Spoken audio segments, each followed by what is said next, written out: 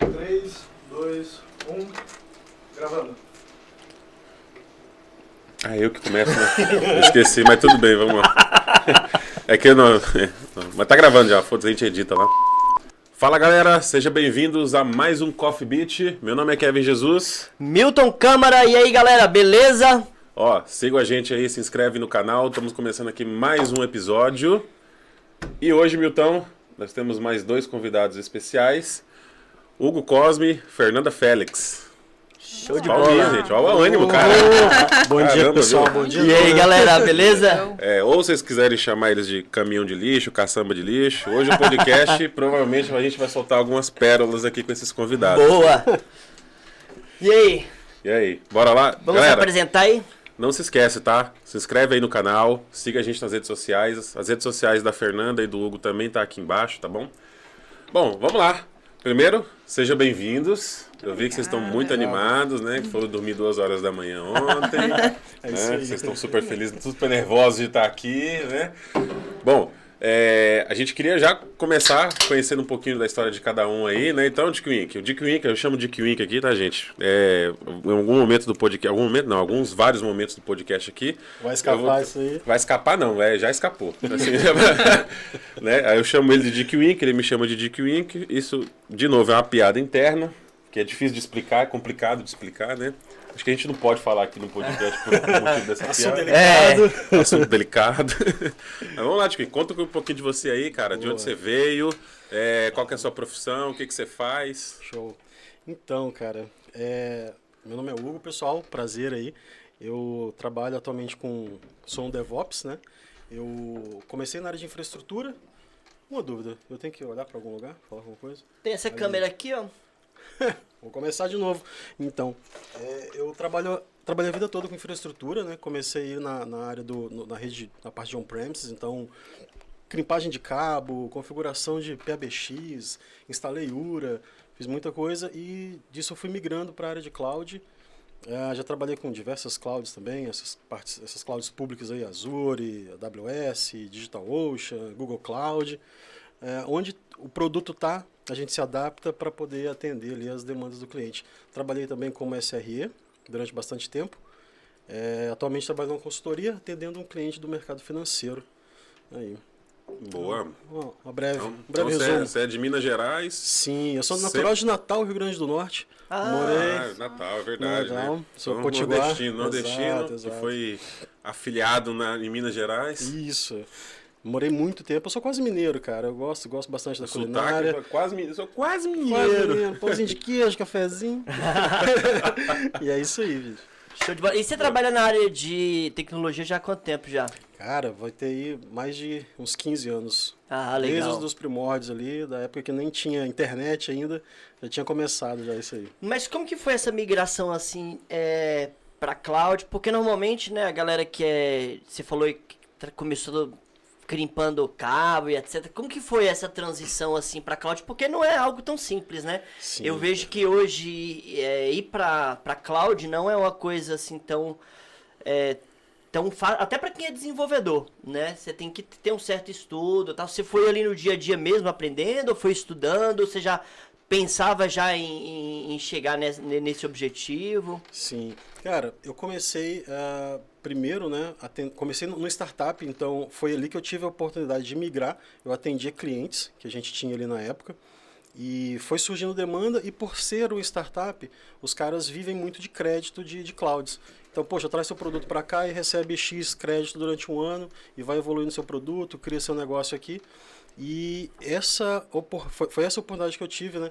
De deixar de atender os clientes ali no dia a dia, batendo na porta, arrumando computador, crimpando cabo de rede, ver essa oportunidade de começar a migrar alguns servidores que os clientes tinham para a cloud.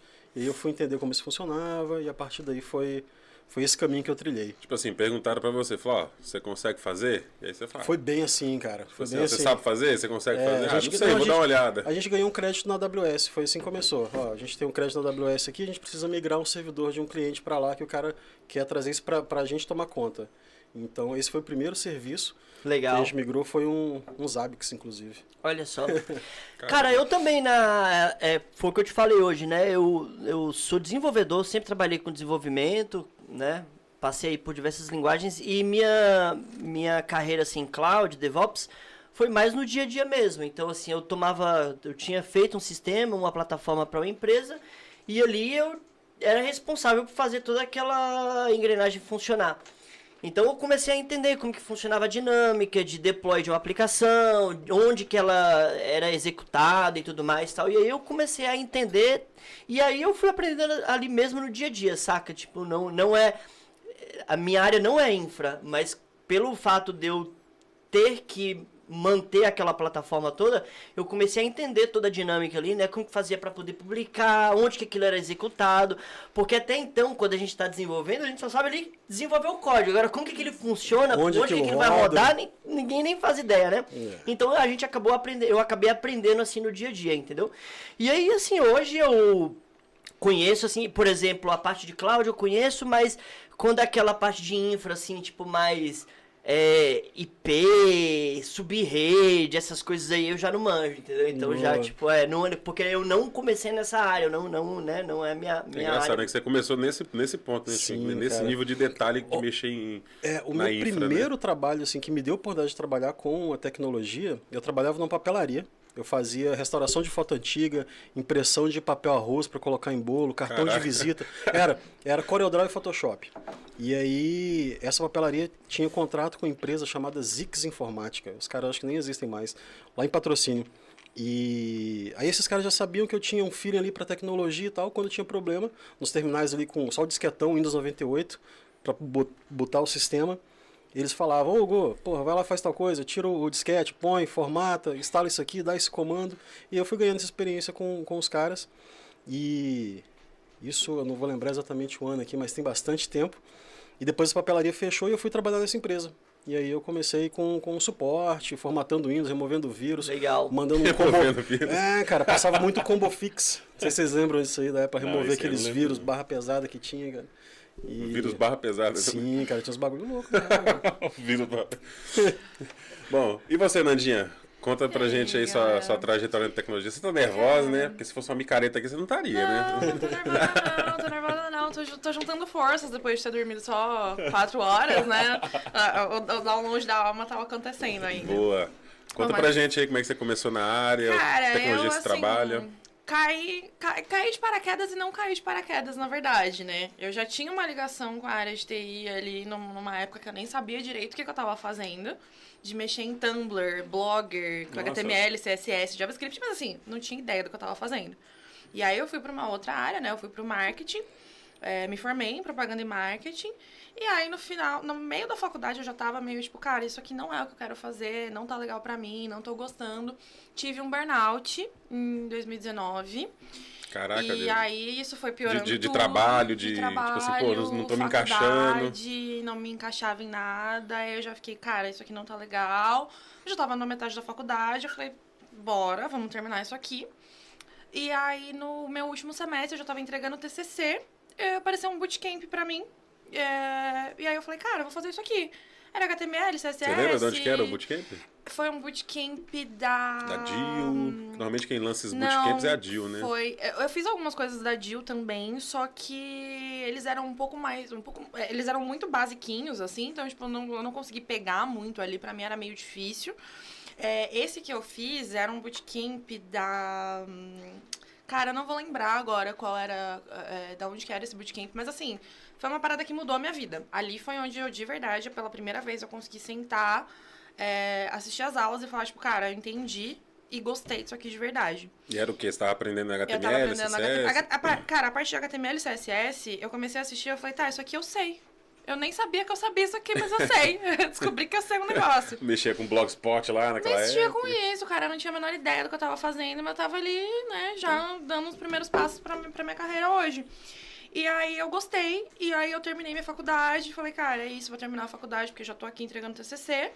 E em 2021 isso. E aí eu decidi que eu ia começar a estudar.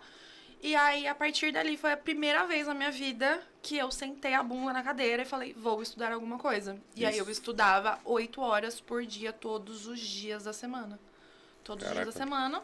E aí, em um ano, eu entrei na área. Comecei como Dev Júnior, com React. E tô aí. Já começou bem pra caramba, então. já... eu já fui ali, eu já falei, o que dá dinheiro aqui? Vamos ver, eu tô precisando de dinheiro, hein? Quero Você tá na área já há quanto tempo? Vai fazer 3 anos esse ano. Ah, tá. 3 anos, novíssima na área, mas já tá desenrolando pra caramba, né? Cara, já Hoje você trabalha em qual empresa você trabalha? Cara, eu já trabalho na NXT Group. É um ecossistema de pagamentos. A gente trabalha voltado como gateways de pagamento, algumas operações com cripto também, enfim. Como é que é isso aí? Tipo, gateway de pagamento e cripto, tipo, processa cripto como pagamento?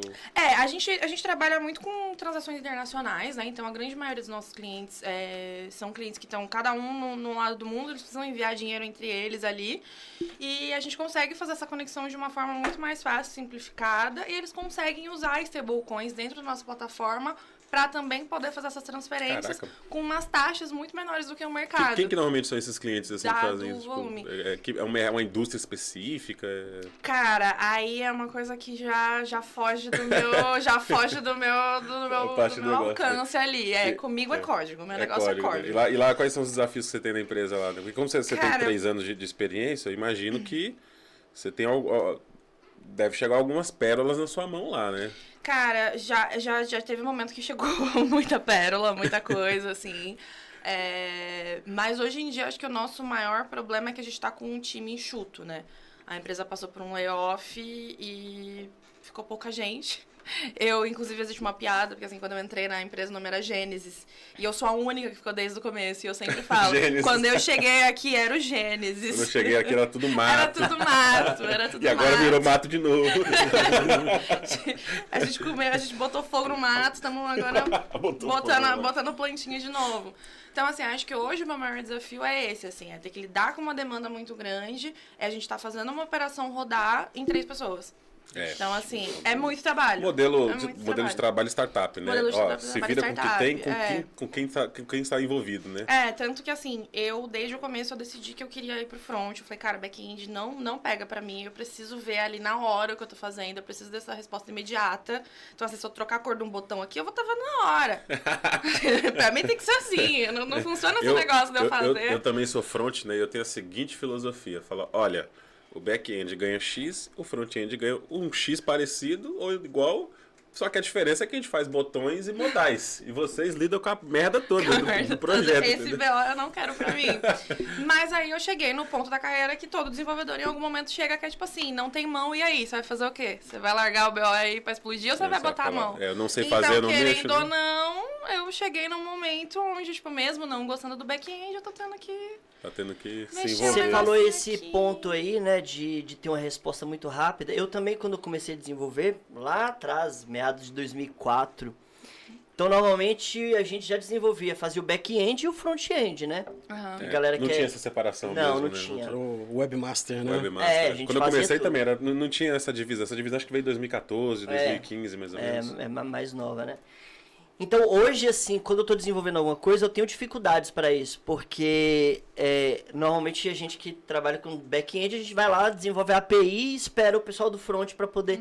Só que eu preciso daquela resposta muito rápida e eu quero ver como que aquilo está sendo em tela. Eu tenho até um pouco de dificuldade de pensar em entregar a API, porque hoje, normalmente, o back-end, ele já pensa ali que ele vai entregar a API e depois a tela não é mais responsabilidade dele. Mas eu já fico ali, tipo, naquela ansiedade, sabendo como que a tela vai Como é que responder vai aquilo, funcionar? entendeu? Em diversas situações, assim, por exemplo, quando eu preciso desenvolver alguma coisa assim, tipo, fora, por exemplo, que não é o produto, eu mesmo desenvolvo o front e já faço tudo, porque eu quero ver tudo funcionando aí na hora, entendeu?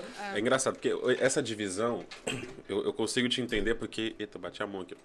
Essa divisão eu consigo entender porque, por exemplo, quando a gente vai desenvolver uma funcionalidade ou qualquer coisa do tipo, a gente está orientado às opções que a tela dá pra gente. Então, você saber como você está fazendo back-end, é pra você saber o que você tem que mandar e o que você tem que receber. Então, você está orientado à interface, né? Sim. E o modelo de internet começou assim, né? A gente pensava na ideia, construía primeiro a interface, e aí você construía o back-end baseado no que você queria construir de interface. Hoje as coisas já mudam um pouco, né?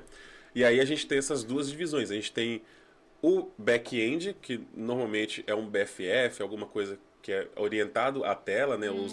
Os payloads são orientados às interfaces, e a gente tem a camada de serviço, que aí é pensado em negócio, né? Então, eu tenho lá o REST API ou qualquer tipo de modelo, né? Eu estou orientado às regras de negócio, eu não estou orientado à interface, né? E aí hoje a gente tem até essas divisões no back-end, inclusive, Sim, né? sim. A gente tem o BFF, né? Que a gente fornece payload para a interface, troca informação com a interface, e a gente tem as regras de negócio que ficam em camadas de serviço, né?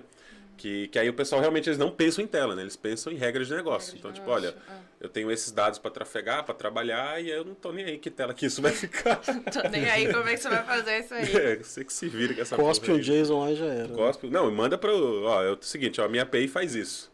E se você vai botar isso, como que você vai botar isso na tela, meu amigo? Aí eu não sei como é que você vai fazer. Aí não é um problema meu, exatamente. Tem essas divisões hoje assim no back-end também, né? A gente tem o BFF, né? O modelo, não necessariamente um BFF, mas um modelo de BFF, né? De proxy API, sei lá, alguma coisa desse tipo, e a gente tem a camada de serviço, né? Mas, pô, legal. E você, Twink? Você que é um cara... Cara, você falou aí que você mexe com DevOps. Eu sei, assim, dúvida de front-end aqui, tá? Nessas divisões aí, a gente teve um bate-papo no segundo episódio com o Joilson e o Renato, que a gente falou sobre essas camadas de infraestrutura e tal, não sei o quê. E uma das coisas que a gente comentou foi DevOps, FinOps e tal, não sei o quê. GitOps. Tem tudo isso ainda, Ops, tem GitOps agora? Tem, cara. FinOps, Caramba, então, assim, GitOps, DevOps. O que é, Daqui a pouco na vai ter mais prática, alguns, já tem alguns, né? o que é cada coisa ali? SRE, DevOps, aí você falou de GitOps. A primeira vez que eu tô ouvindo isso, hein? Vou ser bem sincero pra você, eu nunca ouvi isso aí. Boa. Tá. A parte de SRE é um cara que está muito ligado à sustentação do produto ali, né? O Site Reliability Engineer. Talvez um framework que foi desenvolvido dentro do Google ali, essa nomenclatura, né? Essa posição. E a gente toma conta da operação junto com o time de operação. Então, você coleta métricas, ajuda em troubleshoot também, você troubleshoot de aplicação, saber quanto está consumindo, quanto não está, ajudar a manter o SLA, SLO, tudo que você está ligado a... O que seria o SLA, SLO? SLA é o Service Level Agreement, que é tipo, você tem que garantir um tempo de operação da sua aplicação. Por exemplo, o SLA da Amazon é 99,9%. O tanto tempo que está no ar, né? Isso, eles vão garantir quase 100% de disponibilidade dos serviços dele. Aí tem outras nomenclaturas aí no meio que está tudo relacionado a isso, né? A métricas e de como essa aplicação responde, geralmente o front-end, o cliente aponta ali que vai estar batendo na aplicação. Aí tem a parte de DevOps. Como é que é isso? Tipo assim, como é que chega nesses números? Eu consigo manter 99,9%. É uma questão de compliance. Pô, se eu garantir 100%, se cair já dá problema. Como é que é? Sim, cara, geralmente está tudo amarrado em contrato. Hoje você tem SLO aí com o pessoal de telefonia, com o pessoal de energia. Geralmente, se eles falham o serviço, você recebe um bônus ali de volta na próxima conta, referente ao tempo que você ficou com aquele serviço indisponível, né? Então, isso está bem amarrado com o negócio. O pessoal bate firme nisso aí, cara, para poder manter os serviços operando e com qualidade, né? Entendi. Então, qual foi a sigla que você falou aí? É SLO? SLO, SLA. SLA. Tem outros aí no meio, né? sim. Então, o trabalho da SRE é garantir esses Isso, você está KPIs de olho. da aplicação. Exato, né? você está de olho ali, trabalhar junto com a operação e com o negócio. Tá todo mundo no meio no meio do DevOps, né? Hoje está todo mundo muito integrado, todo mundo trabalha muito junto para garantir a qualidade do serviço dos produtos que a gente está trabalhando. Aí tem a parte de DevOps, que é meio que você construir pipelines para poder entregar o software, né?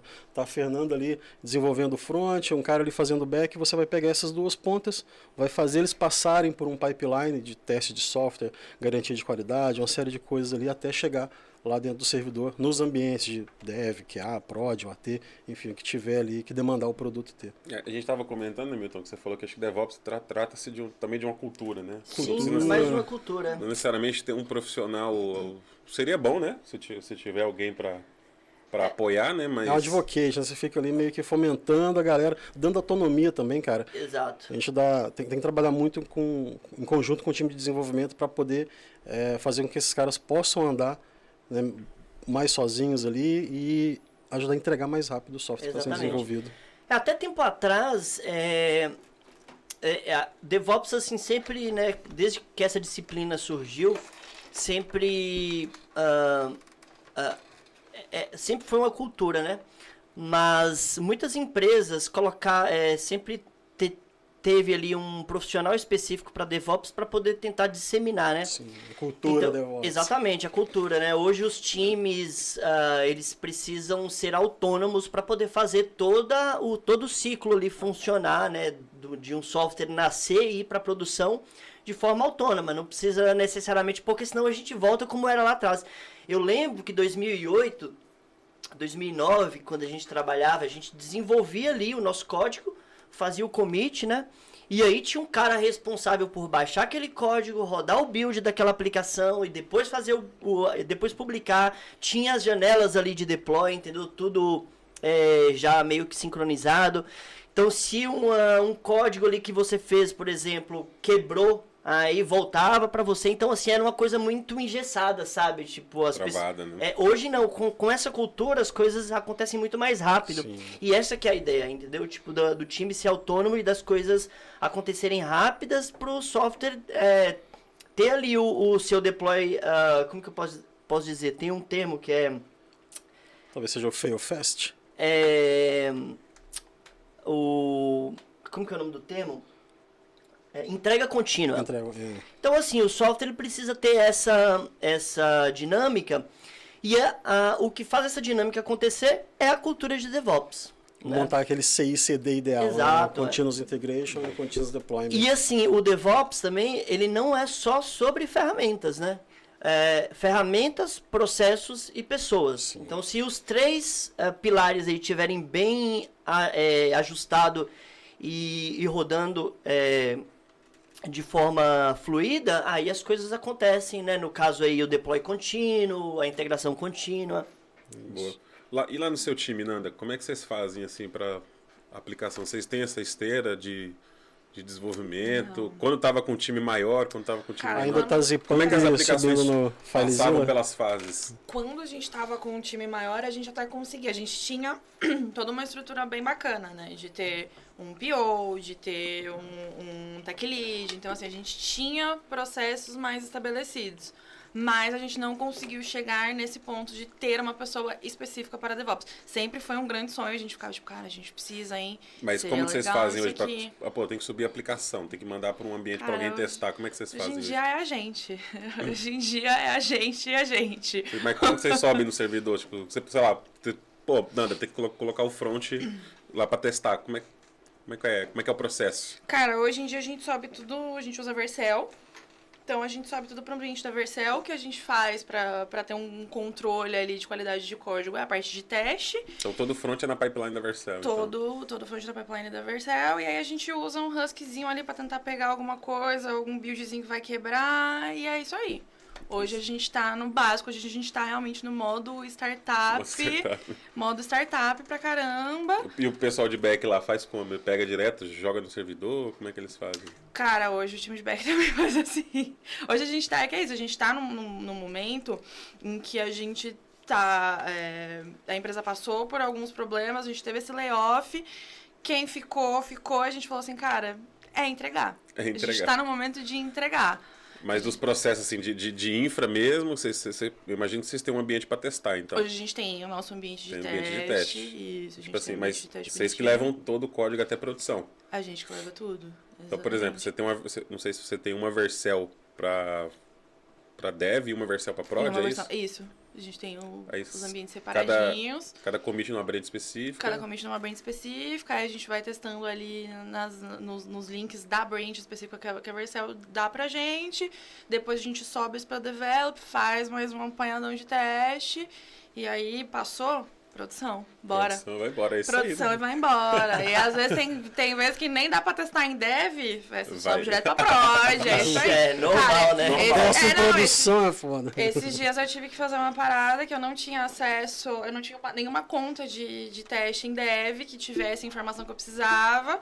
Me mostraram uma conta em produção, eu falei, tá bom, é isso aí, eu vou fazer aqui cega. A gente vai subir pra produção e se quebrar, galera. A gente, Só Sinto muito, né? a gente dá um git revert ali. Mas deu certo, funcionou. Então, assim, a gente tá nesse momento. Eu sempre fico lá dentro falando, cara, vamos organizar isso aqui, vamos estruturar, vamos ter processo. Só que nesse atual momento a gente não consegue. É o meu sonho do futuro, assim, sentar com a galera e falar, vamos definir processos aqui, vamos Fazer uma estabelecer pipeline, as né, coisas, vamos organizar melhor. Só que hoje, com esse time enxuto, a gente não tem como. É muita demanda pra pouca pessoa. Eu tô trabalhando em 2 projetos diferentes, tá aquela loucura, um MacBook fritando já. Fritando. Pô, eu tô fritando um M2. Caraca, Eu tô fazendo um M2 desligar. como que você conseguiu fazer isso? Eu tô fazendo um M2 desligar. Tipo assim, ele simplesmente desliga e fala, não vou mais. Não Você quer trabalhar aí, você pega outro computador, que eu não vou não.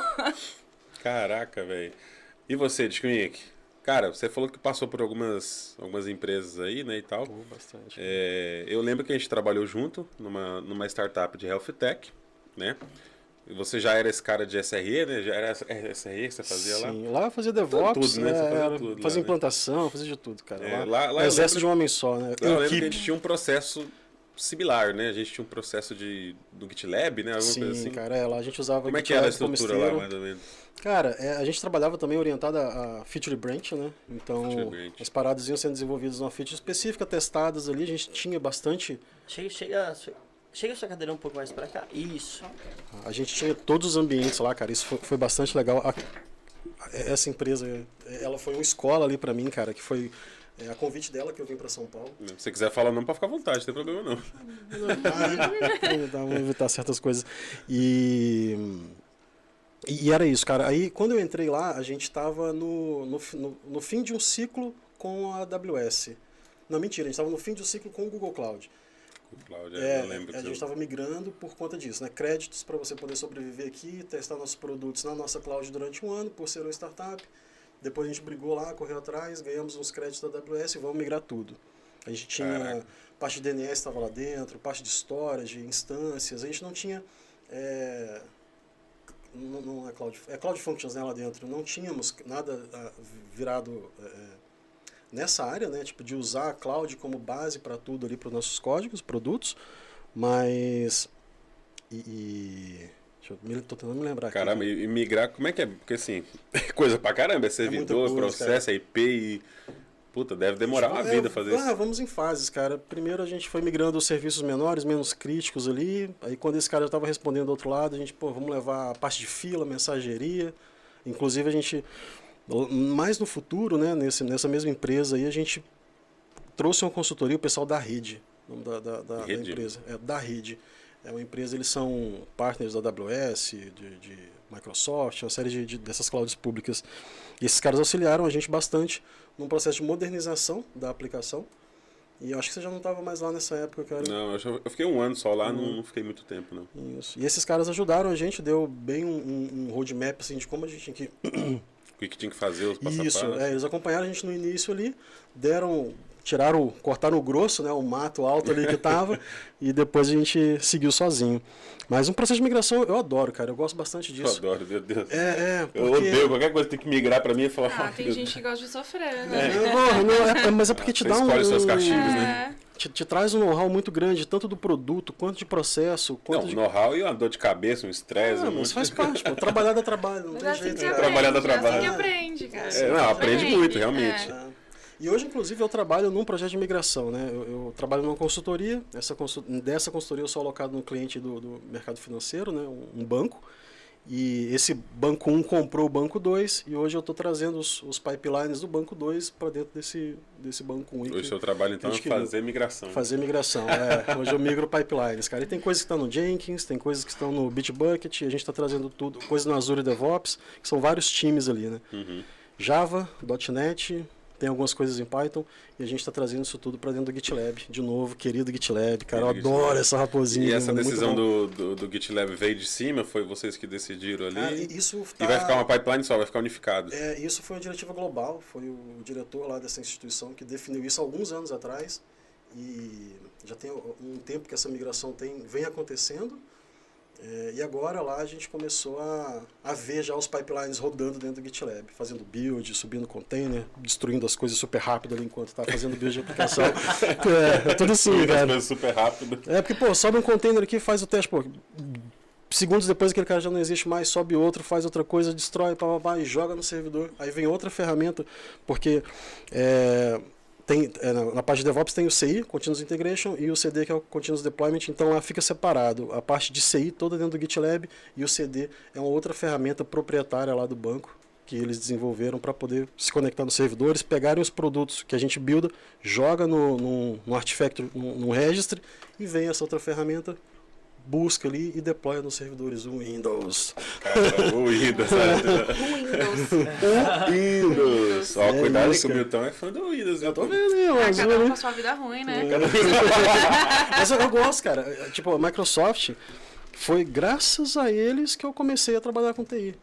Tipo, por conta de, sei lá, cara, formatar a máquina. É o que a gente tinha contato há um tempo atrás, era com isso. Era o Windows 98, Sim. 95. Mas a gente estava brincando num dos episódios, né, que antigamente realmente tinha um hate muito grande em cima da Microsoft. Que tudo, até hoje a gente faz uma piada. Não, hoje continua, cara. Continua. Mas baixou mesmo, né? Que a Microsoft ela deu uma reviravolta, né? Ela pegou alguns certos produtos, abriu para open source, né? Então, tipo, os caminhos... perdendo o mercado, né, cara? Os caminhos, mas os caminhos abriram outras portas para ela que fez ela perder um pouco desse hate, né? Então, por exemplo, eu confesso que quando a Microsoft, ela comprou o LinkedIn, não foi? Comprou o LinkedIn, o GitHub. comprou o GitHub. Eu confesso que quando eu vi falar, comprou o GitHub, eu falei, pronto, acabou. Fudeu com o GitHub, vai dar merda. Mas não, cara, a ferramenta ficou muito melhor, tem muito mais coisas do que tinha antes, né? Acho que produtizou um pouco mais o GitHub também, né? Então, as pessoas perdeu um pouco do hate, assim. Eu ainda não uso Windows, mas... Aquele, perdeu um pouco do hate, mas eu já uso. Cara, a Microsoft, ela teve essa transição aí, na mudança aí foi do Steve Ballmer pro Satya Nadella. Satya Nadella, depois que ele virou CEO, que deu essa reviravolta toda aí na Microsoft, entendeu? De deixar os códigos open source. Abraçou o Linux, né? Abraçou o Linux. Hoje, pra você ter ideia, eu acho que a maior parte das máquinas da Azure é Linux, né? Então, contrataram muita gente aí de outras comunidades para poder apoiar aí, né, em todo o ecossistema da Microsoft. Só esse projeto mesmo, Microsoft MVP, inclusive que você, já sei quantos anos você é seguido essa premiação aí, é uma puta de uma ideia, né, deles, né, de vamos selecionar os melhores, entre aspas, assim, que fomentam produtos e serviços Microsoft, né, como se fossem consultores, né, alguma coisa desse tipo, é uma puta de uma ideia, né. Líderes da comunidade, ali, talvez. Líderes da comunidade, né. Exatamente. Então, assim, eles têm várias iniciativas, até na Linux Foundation. Tem aí, por exemplo, o Keda, que é uma... Você conhece? De Kubernetes, sim. Que é um scaler de Kubernetes. Foi desenvolvido pelo time de functions da Azure, do Azure. Caramba, boa. Então, assim, tem diversas iniciativas aí que a Microsoft vem, tipo... o pessoal, assim, tipo, né... Fica até, poxa, meu, ninguém acreditava que a Microsoft iria fazer isso. Até tempo atrás, tossia o nariz pra tudo, né? Sim, pra tudo. Mas é isso aí. Boa. Nandinha, você como front-end, né? Você já começou no React, né? É assustador um front-end já começar no React. Que desafios que você teve, assim, JavaScript, React... Você fez uma escadinha, ou você aprendeu React para aprender JavaScript, ou você aprendeu JavaScript para aprender React? Eu fui no JavaScript primeiro, para depois ir pro React. Eu acho que o meu maior desafio, na verdade, não foi nem tanto uma questão da aprendizado ali, da linguagem em si. O meu maior problema, isso foi uma coisa assim... Pra mim, eu acho que é o grande gap que o mercado tem pra quem tá começando é como você vai pegar aquilo e aplicar as coisas no mundo real. Então, pra mim, a minha maior dificuldade era essa. Eu aprendia os conceitos, eu aprendia tudo, mas eu ficava tipo, tá, e agora? Como que eu uso isso? Onde eu uso isso? Aonde que eu uso isso aqui? O que eu vou fazer com isso aqui? Então, eu acho que esse foi o meu maior problema. Entender aonde eu uso. Porque, assim, quando você tá estudando, eu fui uma pessoa que aprendi lendo documentação. Eu não gostei. Tirando esse bootcamp, que foi um bootcamp gratuito, eu fui comprar um curso depois, quando eu tava saindo de júnior pra pleno. Mas até eu entrar na minha empresa, eu não gastei um centavo com o curso. Eu falei, cara, tem conteúdo gratuito. Eu falei, tá na internet. Só que aí você vai pegar conteúdo da internet, vão te ensinar a fazer um to-do list. Tá bom. É o clássico, né? Tá bom, Só mas e fazer aí? to-do list, né? Joga um código agora na frente da pessoa. Você faz 50 to-do list. Joga um código ali na frente da pessoa. E aí? O que eu faço? O que eu faço aqui agora? Como é que é? Cadê? Onde é que eu vou criar o botãozinho pra deletar o negócio? Então, eu acho que a minha maior dificuldade, ela não foi no sentido de aprender a linguagem, de aprender os frameworks, biblioteca. Eu não tive problema com isso. É fazer associações Era com de associar verdade. aquilo, colocar aquilo ali no mundo real. Então, esse foi o meu maior problema. E é, pra mim, hoje, um grande ponto que eu vejo nesses cursos que são vendidos até hoje. São coisas que, assim, algumas Tudo coisas igual, eu dei né, uma cara? olhada, alguns que, tipo, tem uma demo aqui, eu pegava e tal. Eu ia olhar e falava, cara, tudo bem, vocês estão fazendo uma coisa legal, vocês estão ensinando de uma forma muito legal, mas vocês estão perdendo o ponto mais importante, a aplicação disso no mundo real. Exato. E isso é um ponto, por exemplo, lá na época que a gente, voltando de novo, né, não tinha curso. Não tinha curso, era revistinha de banca. Revistinha, né? Então, Gerati. e assim, a gente só Fórum, conseguia né? aplicar mesmo em alguma coisa no mundo real. Dificilmente você conseguia fazer alguma coisa assim, tipo, já meio que preparada, né? Você tinha um problema pra resolver e aí você tinha que correr atrás de virar qual pra é o resolver. método que você vai conseguir fazer isso. Muitas das vezes fazer sem saber, né? Exato. E hoje, assim, a gente tem a nossa plataforma de curso lá, o Azure na Prática, que é um treinamento, né, focado em Azure DevOps. E às vezes o pessoal até reclama que, assim, a forma que a gente entrega o nosso conteúdo não é um conteúdo, assim, tipo, bem... um programa, assim, tipo, a ser seguido. A gente pega os nossos problemas do dia a dia e converte no curso. E as pessoas não estão acostumadas com isso. O que elas estão acostumadas? Tipo, pegar coisas bem básicas, entendeu? Assistir vídeo, fazer um negócio, uma exatamente. atividadezinha. Então, os nossos cursos, por exemplo, são problemas reais do dia a dia. E no curso, por exemplo, você vai pegar um curso tipo assim, nessas plataformas, você não vê problema. Você só vê o cara fazer o caminho feliz ali, entendeu? E nos cursos que a gente faz, por exemplo, a gente vê... Tipo, por exemplo, se der um problema ali no meio do caminho, a gente tenta resolver o problema, entendeu? Porque é aquilo que a pessoa vai passar, entendeu? Não é só, tipo, o É o caminho espelho feliz. do mundo real mesmo ali. O espelho do mundo real. Exatamente. Exatamente. E eu acho que pra quem vem de migração, porque é o que eu falei, assim, eu mexia um pouquinho com HTML e CSS lá atrás, mas eu não sabia o que eu tava fazendo. Pra mim, eu tava copiando um código de um lugar ali, jogando no outro, falava assim, tá, pra eu botar a cor esse botãozinho aqui pra botar essa cor é assim, eu ia lá, pegava um códigozinho, falava, com esse códigozinho aqui. Então, eu não sabia o que eu tava fazendo. Eu vim do marketing, eu trabalhava com outra coisa. E aí, você cai ali, você começa a ver aquilo, você fala, não, beleza, bonitinho aqui no curso, legal. Vai no mundo real. Vai ali fazer o negócio, você olha, você bate o olho, você fala, cara, e aí, o que eu faço? Pra onde que vai? Onde que eu tô, pra que eu vou? Então, assim, é muito complicado. Eu acho que dificulta muito, assim, esse ponto. Pra mim, é a maior dificuldade que eu vejo, que eu vi algumas pessoas também que, depois de mim, comentaram, tipo, tô tentando aprender a programar e não sei o quê. E as pessoas falavam a mesma coisa. Falavam, cara, beleza, eu aprendi a fazer, mas como que eu aplico isso aqui no mundo real? Então... Faço o que com isso daqui, né? Faço o quê? Porque, beleza, você criar um botão, você botar uma corzinha no botão, legal. Mas e aí, como é que você explica pra pessoa, então?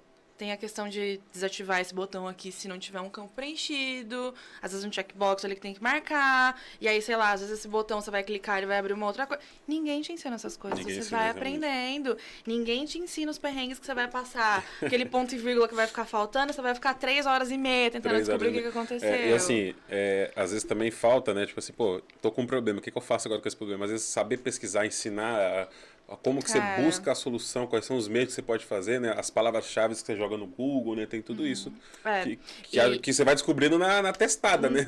Na tentativa e erro. E assim, eu ainda peguei uma fase antes da inteligência artificial, né? Então eu não peguei ainda. Então, assim, eu tive que aprender a pesquisar. E aí eu falei, tá, como que eu pesquiso as coisas aqui? E aí eu ia tentando, ia testando uma coisa. Eu falei, cara, isso aqui funcionou? Aí teve uma época que eu comecei a fazer o quê? A entrar no Stack Overflow e começar a olhar perguntas, começar a olhar o que as pessoas estavam perguntando, como que as pessoas perguntavam. Aí eu falava, tá, entendi, se eles estão perguntando assim, quando eu for pesquisar no Google, eu vou começar a pesquisar com essas palavras-chave. E aí eu consegui ter mais facilidade pra achar as coisas. Eu falei, entendi. Realmente. Só que é isso, é uma coisa que ninguém Ia pegando vai padrão sentar, de perguntas, né? padrão de pergunta, mas é uma coisa que ninguém vai sentar com você e vai te explicar. Você tem que aprender sozinho. Sim. E o caminho, ele é difícil. Se você não tem ninguém pra te dar um suporte... Tem que ter paciência. Se você não tem nada ali, cara, a pessoa desiste. É muito fácil de desistir. Eu lembro que nesse bootcamp que eu fiz mesmo, muita gente desistiu. Muita gente não conseguiu terminar. Porque a galera falava, cara, não sei, não consigo. É difícil demais. E aí tem a questão de ter muito conteúdo em inglês, assim. Eu consigo pegar um conteúdo em inglês ali e me virar muito bem. Cara, tem certas coisas que em português você não vai achar. Você vai achar alguém que fez o negócio há 5 anos atrás, com uma versão super antiga de tudo, e a hora que você vai tentar fazer, tipo, não funciona. E aí? Então, assim, é loucura, é complicado. O começo na área de desenvolvimento, assim, ele não é fácil, não. Não é fácil. A galera vende que, tipo, você vai comprar um curso aí em 6 meses, você tá ganhando 10 mil reais. Me fala que curso é esse que eu quero também. A gente tava comentando disso, né? É verdade. A gente tava comentando nos primeiros episódios e falou, mano, tem uma galera que, porra, aprenda a programar em 6 meses. Gente, pelo amor de Deus, você pode até aprender a decorar uns códigos, mas programar você não vai, Programar meu amigo, não vai nem ferrando. Programar não Tipo assim, vai. nas mentorias que eu aplico lá pra galera, normalmente eu sempre coloco um roadmap de 1 ano. E olha que é um negócio individualizado. Eu tô com a pessoa ali individualizada, né? Porque assim, primeiro, é muita coisa para aprender, né? O leque hoje para você entrar no mercado de trabalho tá muito maior do que antigamente, né? Você tem que saber, mesmo que você vai especializar em alguma coisa, você tem que saber como a máquina funciona em todos os trechos, né? Tem que saber como tudo se conecta. Então, assim, é muita informação, né? E outra, tem essa questão de você sintetizar a informação, que é outros 500. E como que você vai associar isso no dia a dia. Então, no fim das contas, tudo que você está aprendendo ali, você está resolvendo um problema, né? E manter esse ponto de equilíbrio de, pô, tô focado no problema, mas eu tenho que resolver questões técnicas aqui, né? Essa escadinha, né? Então, assim, eu acho, assim, uma coisa, eu diria que mirabolante e fantasioso demais dizer que você vai virar programador em 6 meses. Totalmente, né? totalmente. Você pode, é diferente, né? Pô, eu consigo fazer um projeto em 6 meses? Eu consigo levantar um... Você consegue. Chat hoje com inteligência artificial ainda, até antes.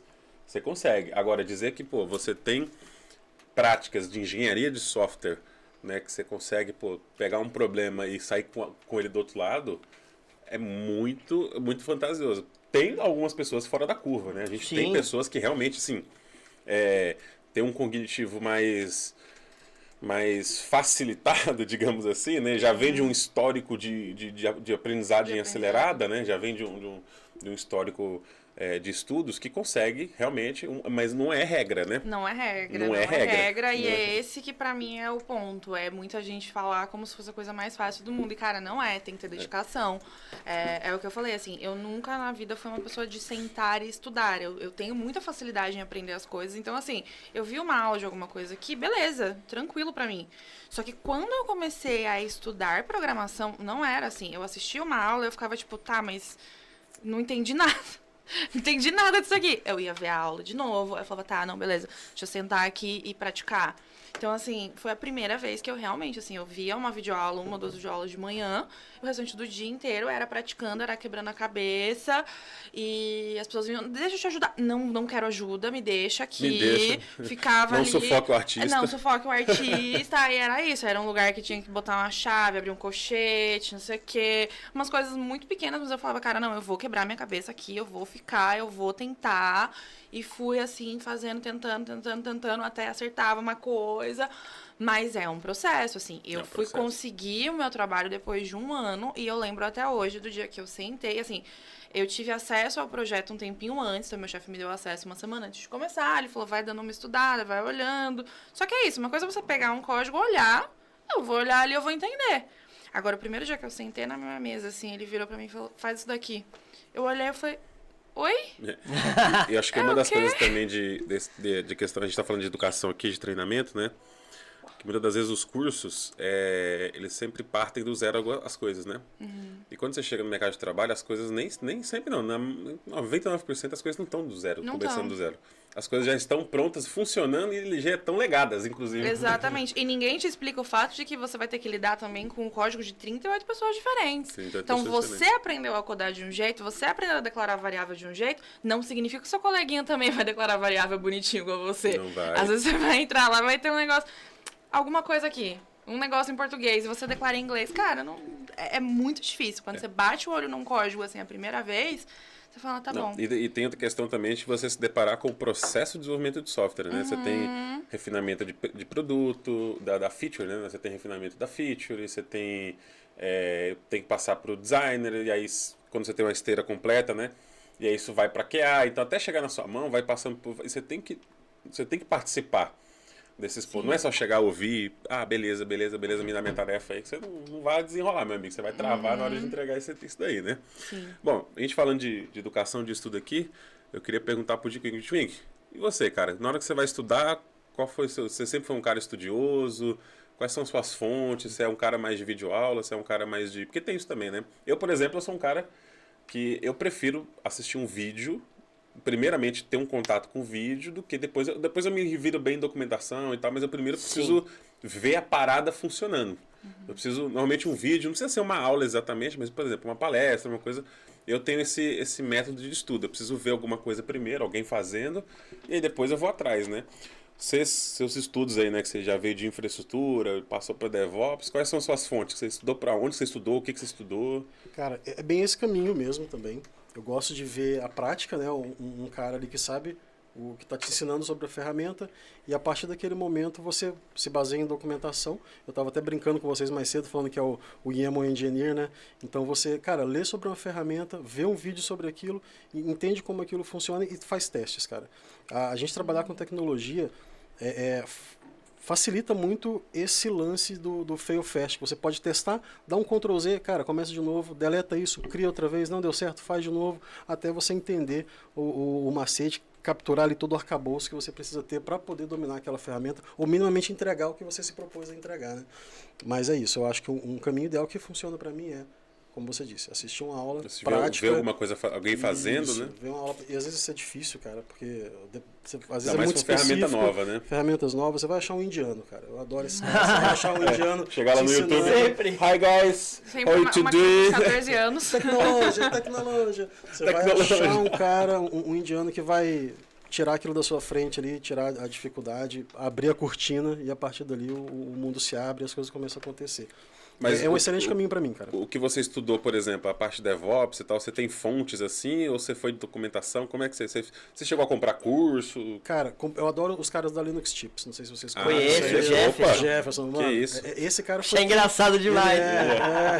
Cara, foi ele que... Eu nem conhecia Kubernetes, não tinha a Docker na real, né? Não tinha nem a menor necessidade de usar a Docker na época, e eu por acaso caí no canal do Linux Tips. Aí eu falei, pô, mano, o que é isso? Como é que funciona? Aí eu conheci MongoDB através dele, também com containers e tal. E esse foi o cara que eu tenho que agradecer, nunca encontrei com ele pessoalmente, espero um dia poder encontrar e agradecer pela oportunidade. Se o cara do Linux Chip quiser vir aqui no podcast gravar com a gente. É que ele mora na Holanda. Ele tá no Holanda. Ele veio, ué. Eu vou direto aqui. Eu conheci ele no evento lá na Microsoft, acho que foi no Visual Studio Summit. Faz uns 4 anos, tava. Mas ele mora na Holanda, né? Mas eu não sei, ele vem direto pra cá, isso é verdade. Ele tá sempre envolvido com a comunidade, ele é um cara muito próximo da galera. E o interessante dele é que além dele ele tem o canal dele no YouTube, ele também tem bastante envolvido com essa parte de... Como que fala? De inclusão, né? Sim, de trazer a galera ali. Chama as minas. Chama as minas, a galera de comunidade mesmo. Sim, quando eu digo comunidade é de favela, vamos dizer. A galera de baixa renda, o cara traz todo mundo pra dentro, quer que todo mundo cresça, ganhe dinheiro ali. O que eu gosto dele... É que hoje em dia eu acho que ele não tá fazendo mais isso, mas toda vez que ele vai fazer um vídeo, ele abre uma cerveja, aí ele vai tomando. E fica loucão e grava conteúdo. Entrega um bom conteúdo, inclusive. Né? Antes era um pôster do Mario Bros que ele tinha e uma Heineken. Mas é dessa época, quando ele começou, era assim. Muito legal, cara. Então, tipo, sua principal fonte de você foi montando sua carreira, né? Cara, a partir de como é que eu posso dizer, esses caras que estão ali na frente da comunidade, né, ensinando e trazendo tecnologia pra galera. YouTube é uma excelente fonte de conhecimento, cara. Se você conseguir aprender a usar aquilo da forma adequada, você pode extrair... É porque ali é um rio de conhecimento, né? Sim, muitas das cara. vezes ali não é nem questão de... não é falta de conteúdo, é direcionamento, né? Isso. Então, pô, eu pego um conteúdo solto aqui e eu saber qual é a próxima direção daquele conteúdo, né? Muitas vezes não tem no mesmo canal, né? Sim, ou encerra, né? E aí Como a você Nanda tem a direção, se comentou- você tiver a direção é mais fácil, né? Então, tipo, você vai, pô, beleza, aprendi isso, agora eu tenho que aprender aquilo. É fácil desistir, né? Se o cara se perde ali no meio, não sabe muito pra onde ir. Eu e acho tal. que o legal do YouTube é a variação. Então, por exemplo, pô, eu quero aprender um assunto. Eu vou lá, entro num canal de alguém, assisto, entendi. Mas aí eu vou, faço uma prova dos 9 em outro canal com outra. Outro canal. Então, tipo, é o legal é que é a Várias variação. didáticas, né? Várias didáticas, os exemplos mudam, né? Acho que o Não, legal é e isso, é né? isso, é você encontrar uma didática que faz sentido pra você, porque nem sempre o meu jeito de aprender é o mesmo que o seu, é o mesmo que o seu, é o Exatamente. mesmo que o seu. Então, às vezes eu preciso, sei lá, de uma pessoa que fale um pouco mais devagar, que seja um pouco, vai me explicar ali no mínimo detalhes, às vezes tem uma pessoa que não, já vai, avança aí, vai um pouco mais rápido, depois eu pego documentação. Então, o legal hoje da internet, assim, que eu vejo, principalmente falando com o pessoal que programa há muito mais tempo, o pessoal fala exatamente isso, fala, cara, hoje em dia é muito fácil. É muita variedade, Tem muito muita grande. informação, mas também é isso. Pra você desistir é muito fácil, porque tem tanta coisa que você olha e você fala, tipo, tá, mas eu Você começo fica sem por direção, onde? né? Então, tipo, É, pô, você não sabe qual que é o... E se a pessoa cai ali de paraquedas totalmente sozinha, ela não vai ter uma noção do que fazer, né? Pra mim foi um pouco mais fácil porque eu vim do Bootcamp. Então, como o Bootcamp ele já começou com o HTML, CSS, JavaScript, Você tinha o React, Node Map, né? aí depois ele foi no Node, aí eu falei, tá, eu acho que eu posso seguir esse caminho. Porque Bootcamp é isso, assim, é um conteúdo bem superficial pra você Prático, entregar né? o que tem ali dentro, mas ele não entra em coisas um pouco mais profundas. Então, eu fiz o Bootcamp todo, falei, cara, legal, gostei disso aqui. Só que aí eu voltei pra trás. Eu falei, não é porque eu já cheguei no React aqui e aprendi a fazer o meu primeiro componente que eu vou seguir daqui. Eu falei, eu preciso voltar. E aí eu voltei, fiz todo o processo de novo. E aí é isso, é o legal. Você consegue achar gente que vai te ensinar de várias formas possíveis. Então, o que eu fazia no começo era pegar a galera que explicava mais devagarzinho ali. A partir do momento que eu fui ganhando confiança, eu falei, não, agora eu acho que consigo assistir até um tutorial aqui em inglês. E aí foi isso, cara. E Eu comecei. vai indo, né? Cara, você começa a criar confiança e a partir do momento que você consegue entender a forma com que você aprende, pra aprender qualquer outra coisa, fica muito mais fácil. Eu aprendi Flutter assim em um dia. Em um dia. Porque eu já sabia como minha cabeça funcionava pra aprender as coisas. Eu comecei a mexer num projeto com Flutter Flow. E aí dentro, às vezes, a gente precisava fazer algumas coisas com Flutter. E eu falei, cara, quer saber de uma coisa? Vou sentar um dia, um final de semana, eu vou estudar isso aqui. Parei, sentei ali. Não aprendi, não sou nenhuma especialista, mas assim, eu saí de zero Tipo assim, já para não saber é bastante coisa. não é nada pra você, mas tipo, é Não, alguma tipo, coisa não- já, não- né? então, mas hoje eu conseguiria me virar, entendeu? Mas é isso, porque eu entendi a forma como minha mente funciona, como eu aprendo, e aí você vai conseguindo pegar as coisas. Você comentou de Flutterflow na empresa, ou que projeto que você fez com Flutterflow, assim? Cara, a gente fez um projeto paralelo de um que a gente tinha, mas a gente estava testando o Flutterflow para entender como ele podia funcionar, como Como ele app podia mesmo, ajudar a ou gente. como O web tudo? mesmo, o web mesmo. Era só uma parte de tesouraria para aprovação, bloqueio de cliente, umas liberações assim dentro da plataforma, coisas bem simples. E aí a gente ficou pensando, cara, fazer isso aqui, desenvolver isso aqui na mão. Você já fez vai alguma coisa, dar Milton, trabalho. com low code?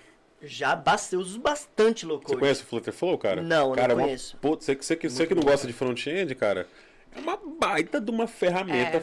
É um low code front-end, cara. Mas perfeito, assim. Perfeito. Perfeito. Pra low code, eu uso tudo que eu posso fazer com low code eu faço. Pra evitar o máximo. Então, Ó, tem um low, é um você vai no se code, apaixonar né? no Flutterflow. Cara, eu ele é uso muito bastante Logic Apps do Azure, quando é uma coisa mais corporativa.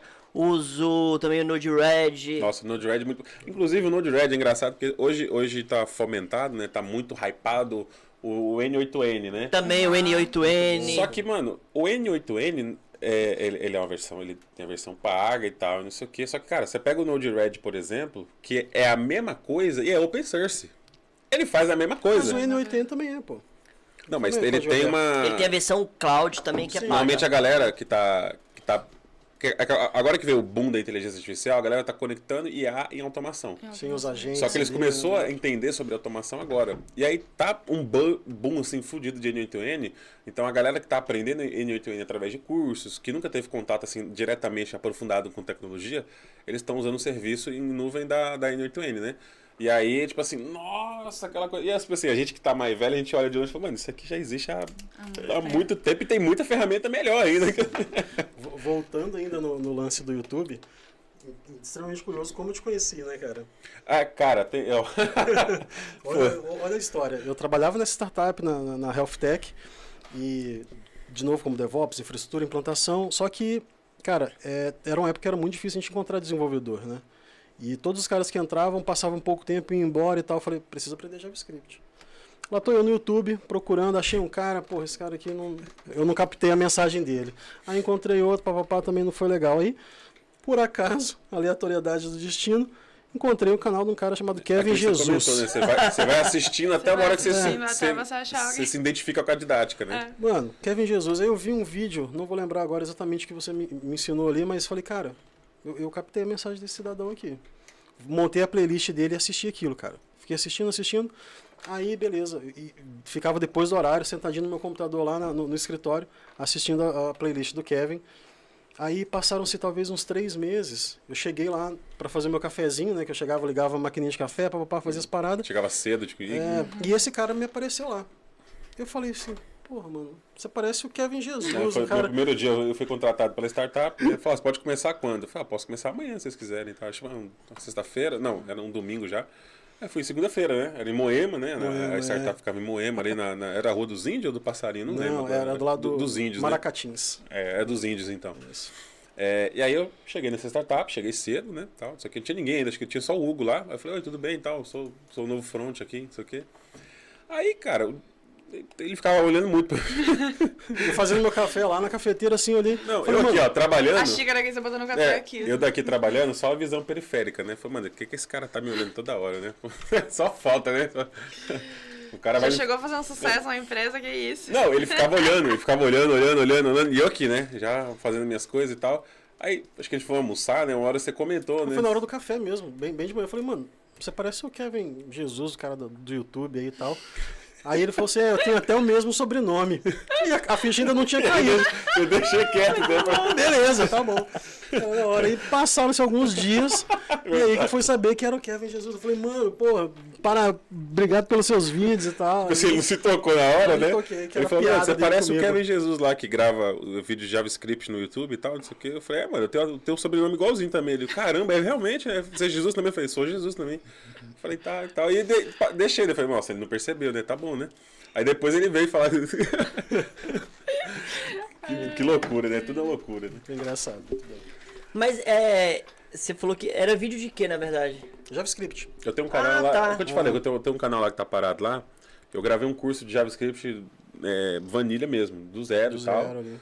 E é um compilado, tipo aquele do Bootstrap que eu fiz. Sim. Um compilado, mas é um intensivão, né? Digamos assim, de JavaScript, né?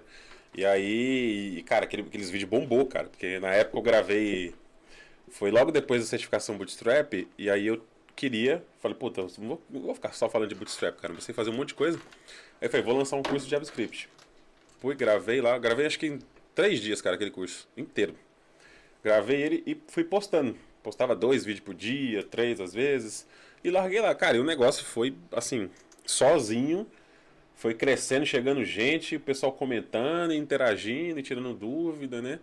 E eu acho que porque eu reagia muito aos comentários, então, tipo assim, o pessoal tirava dúvida, eu tirava dúvida ali. Então, acho que isso na época ranqueava muito o vídeo, né? Porque você interagia muito no vídeo, né? Então, tipo assim, tem um vídeo lá, acho que tem 200 comentários, eu respondi todo mundo, e era dúvida mesmo, de técnica mesmo, né? E aí acho que deu uma bombada em alguns vídeos, não foram todos não, mas alguns vídeos. Acho que um desses aí, por isso que o Dick me encontrou lá, né? E algumas outras pessoas também, já aconteceu assim nos eventos, né? Você tem uma didática muito boa, cara. É porque acontece, eu no vídeo eu sou uma pessoa, assim como no podcast aqui, eu sou uma pessoa. Fora daqui, eu sou um cara completamente mais à vontade e tal, não sei o quê. E aí a galera às vezes chega e pergunta mesmo, mas você parece, né? Inclusive, eu Parece. conheci ele assim, mas na real eu tava andando na rua, chutei um saco de lixo e ele saiu lá de dentro. Tá certo, é isso daí, né? Você vê, né? Caiu da mesma caçamba de lixo que a gente. Da mesma caçamba de lixo, exatamente. Engraçado, né? Porque é a tribo, né? Porque, porra, um lixo reconhece o outro. Tá todo mundo em casa, não puxou pelo menos 3 meses de cadeia, cada um. Todo mundo tem uma ficha suja aqui, né? Bom, a gente falando assim de estudo, né? Cada um comentou aqui seus desafios. Eu queria fazer uma pergunta bem específica para cada um aqui. Qual foi o desafio mais bagaceiro que vocês, porra, conseguiram sair do outro lado e falaram... Vocês respiraram assim e falaram, mano, que loucura foi resolver isso daqui. Começar com você, Nandinha, que você trabalha com código. Mim, claramente foi a primeira vez que a gente subiu uma plataforma que a gente estava fazendo do zero para produção. Porque assim, a gente tinha um prazo para que isso fosse para produção. A gente estava trabalhando em algumas coisas, tinha muita coisa para melhorar ainda no ambiente de dev, tinha umas coisas quebradas, a gente se organizando ali e tal. Só que chegou um dos sócios da empresa e virou assim e falou assim, a gente vai subir isso, não quero saber, vai subir. Cheguei no escritório para trabalhar, 10 horas no meu horário, tinha uma galera que já tava. Cheguei no escritório, aquele silêncio. Todo mundo com cara de assustado. Eu falei, cara, tem alguma coisa acontecendo aqui. Eu falei, tem alguma coisa acontecendo. Sentei na minha mesa e falei, galera, o que aconteceu? Então, Sentido aranha já. subiram tudo pra produção, tá tudo cagado. E eu falei, cara... Vixe. Falei, como assim? E aí foi esse, acho que foi de longe o meu maior desafio. Porque a gente não tava preparado, ninguém tava preparado pra aquilo. E aí a gente se juntou numa salinha e falou, é isso, vamos...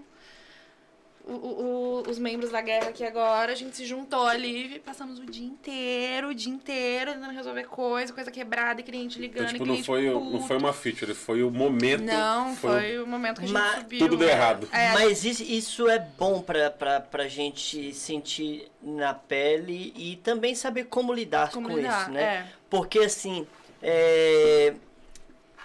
além da gente ter que resolver ali, também tem a questão do pessoal em cima ali colocando pressão, né? E se a gente não souber lidar com isso, a gente espana. Exato. E aí tem muito uma coisa também do time. Porque ali não é o momento de você virar e falar assim, você não fez isso daqui, tá dando errado. Você não exatamente. Cara, não. Aí não é o momento de você virar e apontar errado. O problema é nosso. Vamos todo mundo sentar, vamos resolver isso aqui.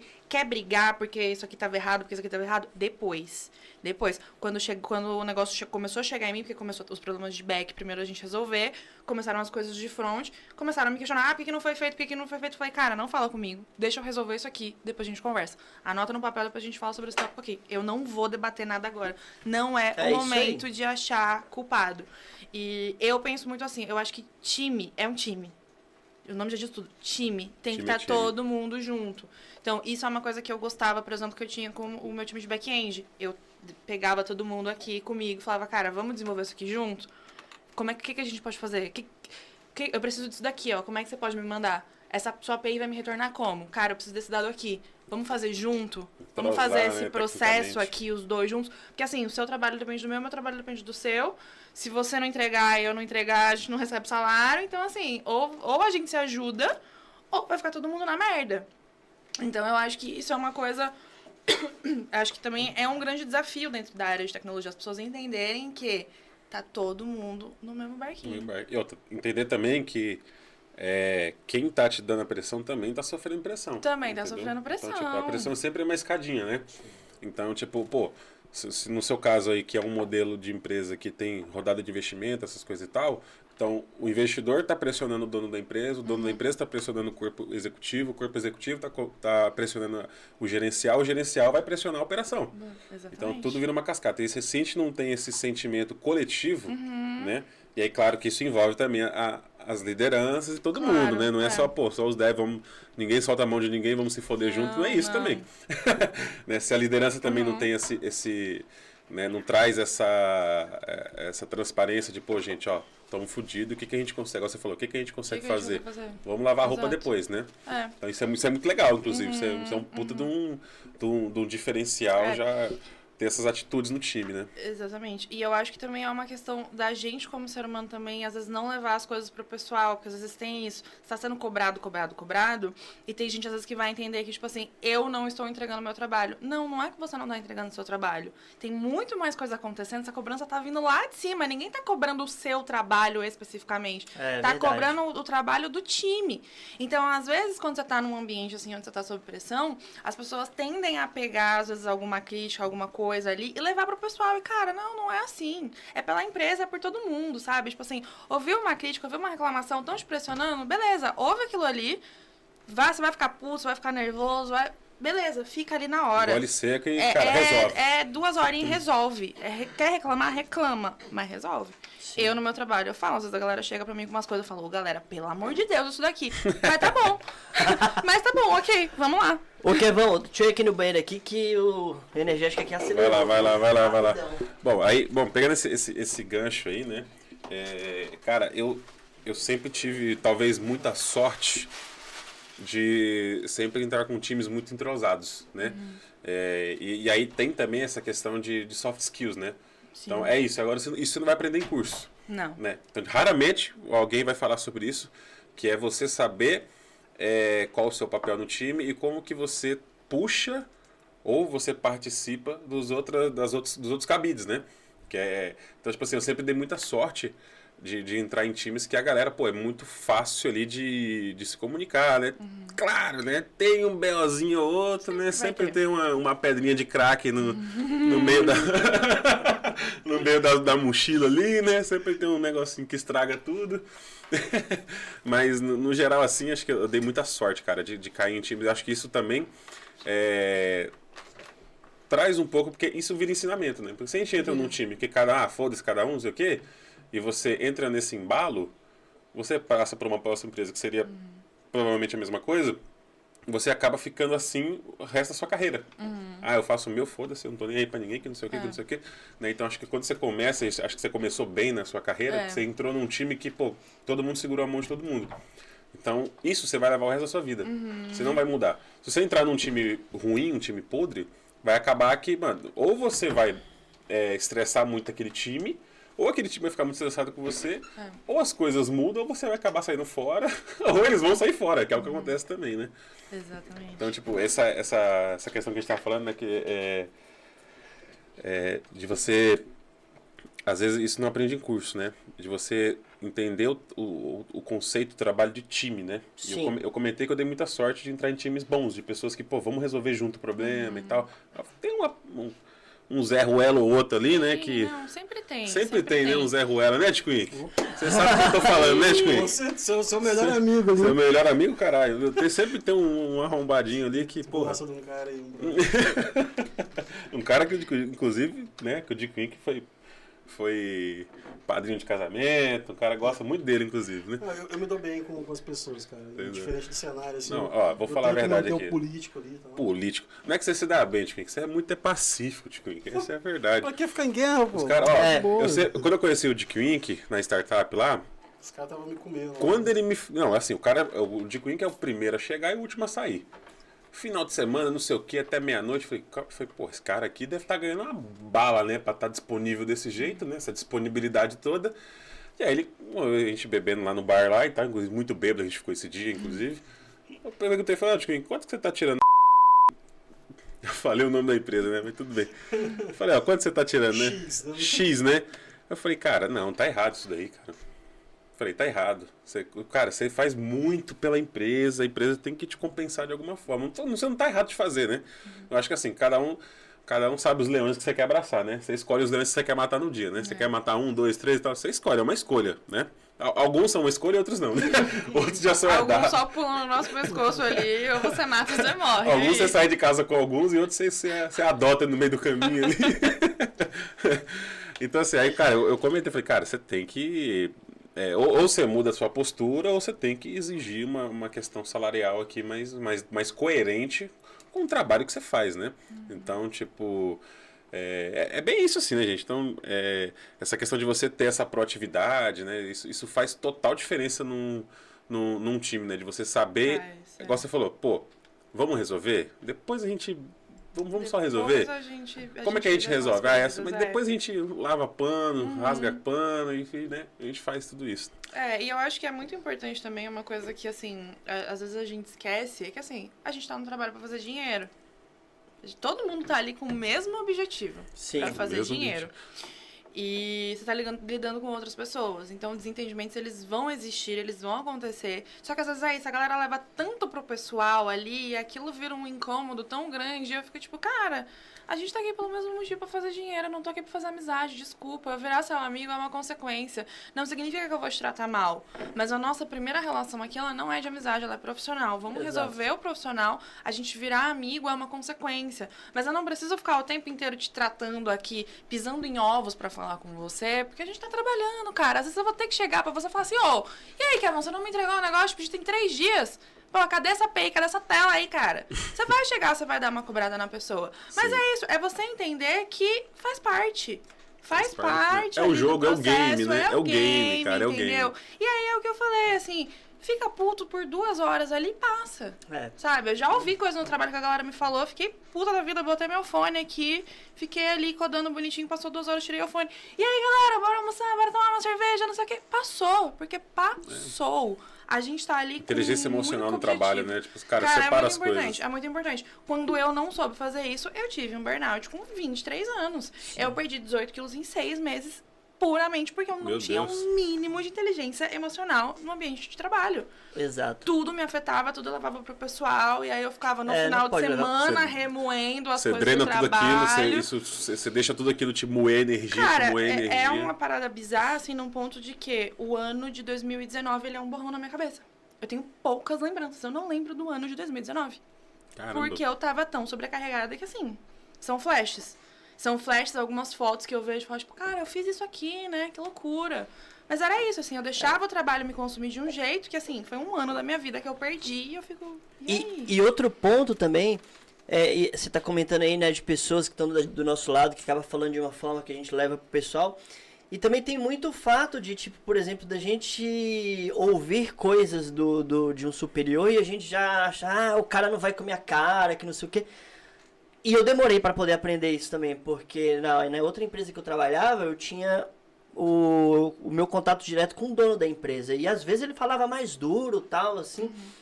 E eu sempre levava o pessoal, sabe? Tipo, pô, o cara gosta de picar no pé, é chato pra caramba. Só que, mano, tipo... Aí depois, tipo, de uma hora a gente tava almoçando. Então, assim, é exatamente isso que você tá falando, entendeu? Tipo, ali é um negócio, cara. Você tipo, se você definir o que vai entregar tal coisa... E o cara que é business mesmo, ele sabe dividir isso, ele sabe separar essas coisas. Sabe. Não, e é você entender que tem uma pessoa te cobrando, mas tem outras 10 cobrando aquela pessoa. Exatamente. Daquelas 10 pessoas que estão cobrando, a uma pessoa que tá te cobrando, tem mais 20, então assim, é uma escadinha de cobrança. Nessa parte de negócio e gestão, a cobrança não é igual no desenvolvimento. Tudo bem? Então, eu vi que não é assim na boa. É na pedrada também, meu amigo. Então, é uma coisa que, às vezes, o gestor ou... o pessoal de negócio ali acaba sendo um pouco mais grosso, talvez, né? Um pouco mais um pouco mais desarticulado nas palavras, né? E às vezes não é, como você falou, não é questão pessoal, às vezes é porque o cara, ele tá naquele ambiente e aquele ambiente funciona daquela forma. Exato. Né? Questão de cultura, questão de, né? Claro que hoje as coisas vão, hoje com esse boom de RH, essas coisas vão, os tons vão melhorando e tal, vão trabalhando nisso para que, igual você falou, que não aconteça, né, é claro, não vão passar pano aqui para nego sem vergonha, nego mal educado, né, cara que é estúpido, né, mau caráter. Tem gente que é propositalmente mau caráter. Não é porque não é a pessoa isso. foi grossa com você que necessariamente ela tá sendo grossa, porque talvez ela tá sob uma pressão ali e tal, não sei o quê, mas não que não exista um filho da puta que é um arrombado, que é estúpido, que trata as pessoas escrotamente. Não vamos dividir isso, né? O que a gente tá falando aqui é uma coisa e outra coisa é outra coisa. É a gente saber olhar pro panorama geral, eu acho. Geral, é você não ficar preso assim, tipo, beleza, eu sou desenvolvedora. Meu papel aqui dentro é desenvolver. Mas eu quero entender o que tá rolando na empresa. Pra quê? Pra eu saber como que eu tenho que qual vai ser a minha postura ali dentro. O bicho tá pegando, então se alguém chegar pra mim me dando uma encarcada... eu vou ficar quietinho, porque eu sei que aquela pessoa tá super estressada. Super. Então, assim, não é que ela tá vindo aqui, tá me dando uma bronca porque ela quer, porque... Não, é porque tem outras 25 mil pessoas cobrando ali, enchendo o saco. Então, é você entender o contexto da situação, porque é isso. Vão ter vezes que a pessoa vai chegar pra você, vai te pedir um negócio, vai ficar tipo, cara, de novo tá me cobrando isso daqui. Mas, de novo, estão cobrando ela. Então, assim, não é sobre o seu trabalho, é a gente, acho que, tirar o foco da gente.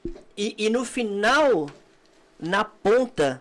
Tem o cliente cobrando, Tem né? o cliente cobrando. Então, tem assim, o cliente cobrando. às vezes a gente até, Exato. tipo, tem o comercial, né? Cara, esse pessoal do comercial é chato pra caramba, que não sei o que, mas, cara, esse cara leva porrada, Mas pega o cliente. porque é eles que estão ali, tipo, atendendo, principalmente gerente de conta, né, meu? Gerente de conta, ó. Ele leva porrada o tempo inteiro de cliente, porque o cliente tá pagando, velho, e ele tá com quer... problema. Ele E tá ele com quer problema usar, e quer o ele negócio que funcionando. funcione, ele quer agora. E ele- outra, ele não vai falar com suporte com ninguém, ele vai falar com o gerente de conta dele. Exatamente. Porque foi ele que foi lá e vendeu o produto pra ele. E é ele que vai levar porrada. Aí quando o cara chega pro gente, a gente fala, cara, o pessoal do comercial é chato demais. Mas não, cara, ele deve estar levando chicotada a rodo. Então, e outra, cliente não respeita horário comercial, não, meu amigo. Ó, Não. se for gerente de conta, é final de semana, é fora do horário, é a hora que for, entendeu? É a hora Então, que tipo, for. a gente ainda trabalha de segunda a sexta das 9 às 18. Eu desliguei o meu computador aqui, ó. Esse problema não é mais Não meu. existe mais esse Não existe problema. mais. Mas é bem isso mesmo. Bom, eu acho que a gente falou bastante coisa aqui. A pauta foi de infraestrutura, educação, momento de carreira, né? A gente falou bastante coisa aqui. Mas, infelizmente, o nosso programa de hoje chega ao fim aqui. Eu queria agradecer a presença de vocês. Foi um papo muito legal, muito intrusivo, construtivo. Foi muito bacana receber vocês aqui e muito obrigado. Se vocês quiserem deixar Obrigada. as redes sociais aí pra galera, Deixar um só olhar recado naquela aí câmera também ali. pra galera. Quer deixar um recado, mandar um beijo pra mãe, pro tio. Aqui, nessa câmera aqui, tá? Enfim, no mais a gente agradece aí a presença de vocês. Foi maravilhoso, novamente. E é isso. Agradeço o Se convite. quiser, a gente de volta aí. Vamos aí. Pessoal, Vamos lá. segue a Coffee Beach. Ó, no próximo episódio, então, galera, que a gente tiver um caminhão de lixo aqui, a gente recebe o Hugo Cosme e Fernanda Félix, né? Pessoal, é o seguinte, pra quem ainda não é inscrito, se inscreve aí no canal, tá? Compartilha aí com os amigos, beleza? Instagram, TikTok, a gente tá lançando corte aí praticamente todo dia. Todo dia, O do. pessoal ó, já deve estar enjoado Tá de tanto enjoado, corte cara, que a de gente tá tanto jogando, corte, né, assim. meu? Então, assim, ó, se você seguir as redes sociais, já sabe que, cara, literalmente, o update diário de tecnologia não é à toa, né? Então aí, ó, no Instagram, Coffee Beach Oficial, TikTok, Coffee Beach Oficial, e no YouTube, Coffee Beach Podcast, tá? Acompanha lá, segue, compartilha aí com o pessoal, com a galera, beleza? É isso aí, pessoal. Valeu, galera. Até a próxima. Valeu, até mais.